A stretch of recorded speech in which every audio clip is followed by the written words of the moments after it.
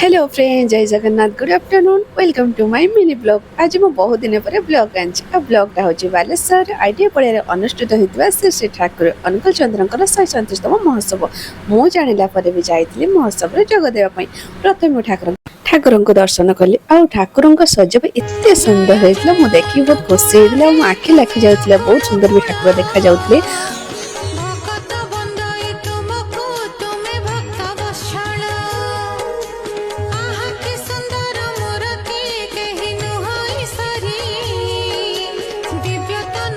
ठाकुर को दर्शन कर सारा बाहर देखिली बहुत लोक भिड़ लगी। देखिले राइट साइड सब स्टल बस माने मेडिकल सब इश्यू सब स्टल बस। लोक मैंने समस्ते खावाई जाऊँगी। मुझे लेट नक प्रसाद सेवन भंडार को गली। प्रसाद सेवन भंडार बहुत भिड़, तथापि मु ठाकुर प्रसाद खुशी खाई चलिए। आउ थे ठाकुर को प्रणाम कर घर को चलिए, कहीं घर टू आम आईटीआई पड़िया बहुत कम बाट।